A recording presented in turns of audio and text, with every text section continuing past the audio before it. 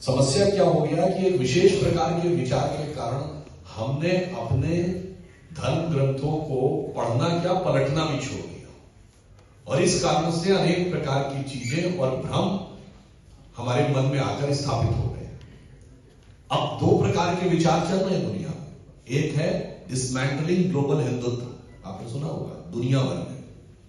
फिर eradication of सनातन धर्म, यदि खंडन का विचार चल रहा है तो मंडन का भी प्रयास होना चाहिए।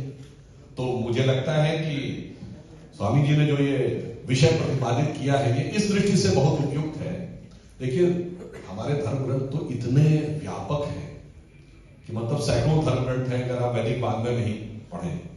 परंतु अगर किसी बच्चे से कहें इन्हें नट शेप पढ़ना है सूक्ष्म रूप में, जिसे कहते हैं ना कि रेडी रेकनर कि हिंदू धर्म सनातन धर्म है क्या। वैसे मैं एक उदाहरण के लिए आपको बताना चाहता हूं, है क्या आपको इससे अंदाजा इससे लगेगा, जब हम पूजा करना शुरू करते हैं ना तो क्या बोलते हैं, ब्रह्मा आयु द्वितीय परार्थे। अभी एट प्रेजेंट आपको बात बता दें कि जो माना जाता है बिग बैंग थ्योरी के अनुसार यूनिवर्स की एज क्या है, 13.5 billion years.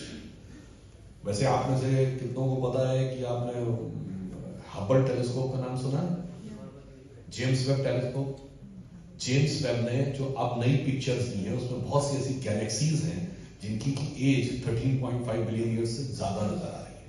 Now the theory is becoming a little bit confusing कि आगे क्या है।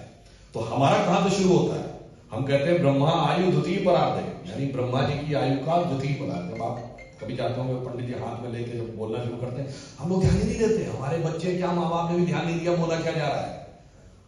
द्वितीय परार्ध का मतलब 155 ट्रिलियन ईयर्स।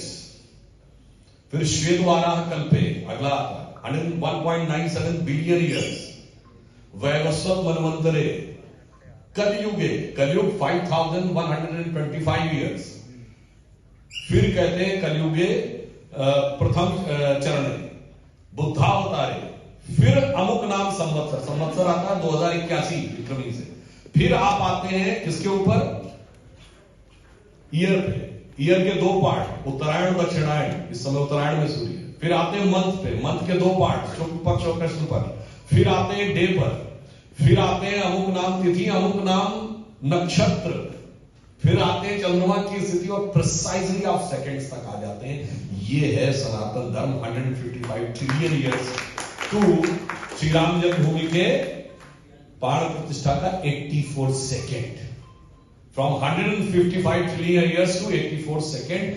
परंतु इसको समझने के लिए पुस्तक को मैं देख रहा था।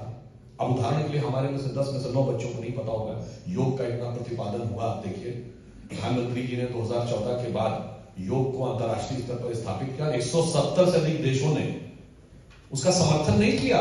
द्वितीय प्रस्तावक बने जो यूएन की हिस्ट्री में आज तक नहीं हुआ, और उसमें 40 से अधिक मुस्लिम देश भी थे। परंतु योग किसी भी बच्चे से पूछा जाए कहां से आया, उन्हें नहीं पता होता है। स्वामी जी ने पुस्तक में लिखा है कि हमारे शक दर्शन है, सांख्य, न्याय, वैशेषिक, योग, मीमांसा, वेदांत। कोई भी इस पुस्तक को पलटेगा उसे समझ में आ जाएगा 6 दर्शन है। अगर देखा जाए तो हमारे वेदों के 6 वेदांग हैं, शिक्षा, कल्प, नृत्य, छंद, व्याकरण, ज्योतिष। बहुतों को नहीं पता होता। उपनिषद 108 से अधिक कहे गए, मैंने देखा स्वामी जी ने उसका भी उल्लेख किया।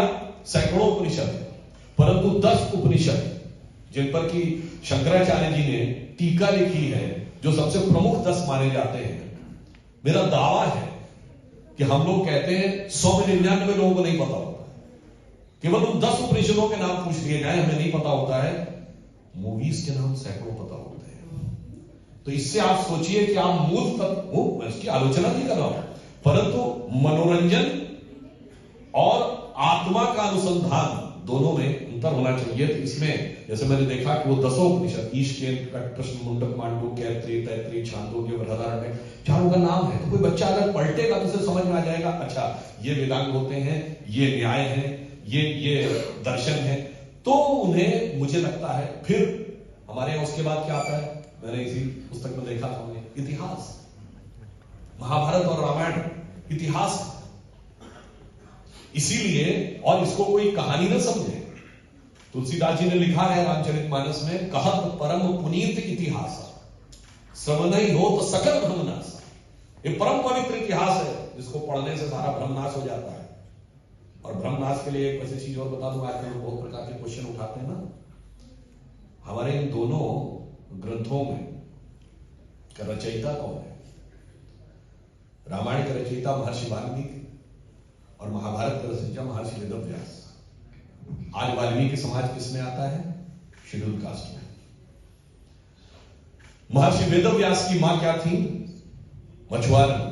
जो समाज कुछ राज्यों में, जैसे दिल्ली में जहां हम खड़े वहां शेड्यूल कास्ट में आता है, उत्तर प्रदेश में ओबीसी में आता है। और दूसरा उदाहरण बताऊं, महाभारत का अंत कहां पे होता है? युधिष्ठिर के राज्याभिषेक पे नहीं, द्वारका के डूबने पे नहीं, यादवी वंश के नाश पे नहीं, भगवान कृष्ण ने जब शरीर छोड़ा है, या जिसे टेक्निकली कहें भगवान कृष्ण की मृत्यु कैसे हुई? बहेलिये के तीर से।